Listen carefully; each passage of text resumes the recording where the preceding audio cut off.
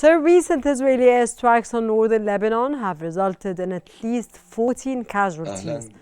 What are Israel's strategic objective in the recent escalation, sir?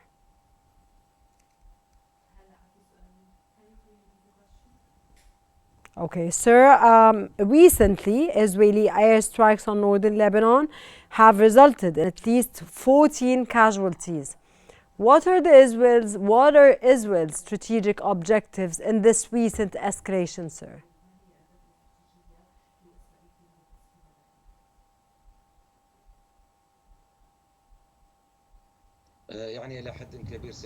Actually, I think that this targeting and violence made by the Israeli occupation forces against southern Lebanon is a continuity for all the war crimes and genocide that started in Gaza Strip. And also, the occupation forces opened a new front in southern Lebanon, trying to achieve other goals. Including the security of the settlers in the settlements, and I'll try to destroy the military capabilities of Hezbollah in order to prevent them from having any existential threats against the security of the occupation force. And this made through different mechanisms by targeting the civilians and the civilian families and the neighborhoods in southern Lebanon and even in the southern neighborhood. It's all an attempt to target all and to have these divisions against Hezbollah. Sir, Israel's Foreign Minister Gideon Sa'ar spoke of progress in the ceasefire talks in Lebanon. How significant do you think these discussions could they bring the war to an end?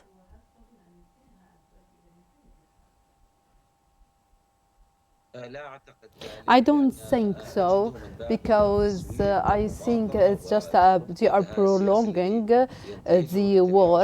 This attitude that Netanyahu is taking with his far-right government, we have seen that the same thing is repeating in each round of negotiations. They have been trying to have a second round of negotiation. I think Netanyahu is somehow trying to have this as an attempt to contain the oppositions inside Israel, as he is performing, as he is supporting the negotiation in order to send some message for the Israeli forces, oppositions. But at the end of the day, he doesn't want to stop this war, and he wants to achieve all his military objectives.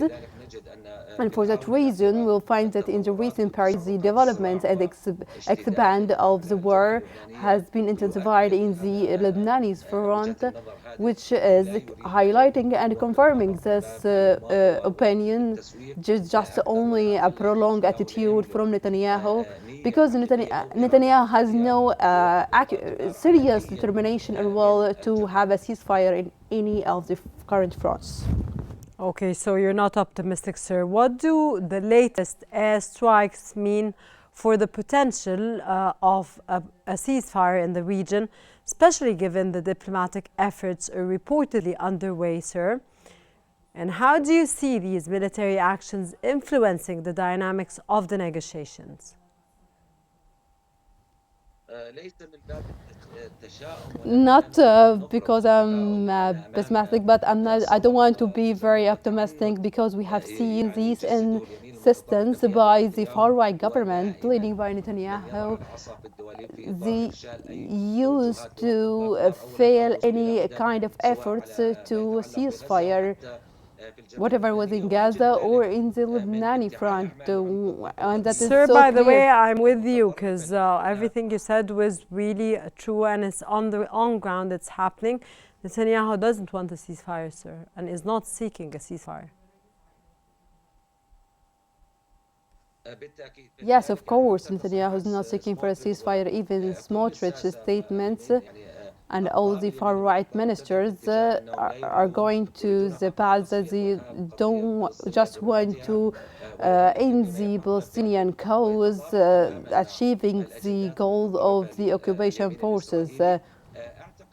I believe that in light of these developments and these intensifying strikes against the civilians, the power is dominating right now, and we have seen the disrespect for all the efforts of mediators, despite all the voices that are increasing every day calling for a ceasefire, because it has an implications on the security of the whole region, which increase the threats for the stability of the region. All the parties are aware of that point, but we are always facing this insistence by Netanyahu and his far-right government. Sir, briefly, Lebanon's caretaker Prime Minister Naguib Mikati has met with key Arab leaders during the Arab Islamic Summit. How important is Arab diplomacy in this context, and what role can Arab states play in de-escalating the situation in Lebanon? Of course, what is happening in Lebanon, all the Arab states are agreed regarding respecting the sovereignty of Lebanon. It's known that Lebanon is suffering from the economic implications and also other internal issues. All the Arab states are looking to Lebanon and the sovereignty of people and the displacement of the civilians there. All the Arab states are all Arab states agreed that some steps must be taken, and they are all seeking through different meetings with different actors with other actors in the major powers in order to work for a de-escalation and stop this violence and have a ceasefire in Lebanon. Sir, Israel has consistently said its military actions are targeted at Hezbollah's infrastructure. However, these recent airstrikes appear to have caused significant civilian casualties. Do you think Trump's victory in the United States election encouraged Netanyahu to escalate Israel's aggression in the region? This is associated. Yes, of course, there is an alignment in the visions between Netanyahu and Trump. In addition to that, they have a very close relation, and there are some news that there is some calls that were occurred between both.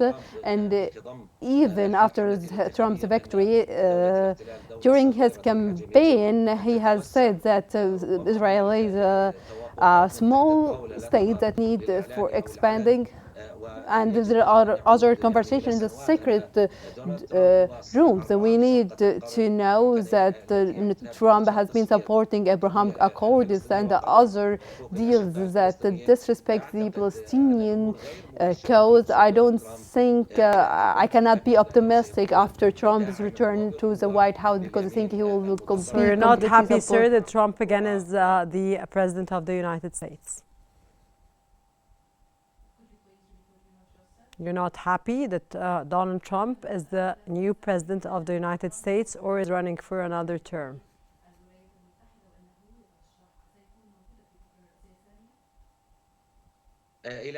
Yes, of course, I'm not happy because several reasons. Because he has never been neutral regarding the respecting the Palestinian rights. He has been against the Palestinian people, supporting the Israeli forces. Even the previous experiences, his previous experience in the White House, we cannot be happy by his return, because all the Arab states consider the Palestinian cause as our main priority. So we are going to see a lot of developments after Trump is back to the White House that and he will be focusing on the Palestinian cause, because it's a priority for all the Arab important cause for all the Arab states. Dr. Abdelhakim Al-Qarala, Professor of Political Science. Thank you very much, sir, from Amman, for joining us and for your very informative insights. Thank you very much for being with us on the show today. Thank you very much, sir.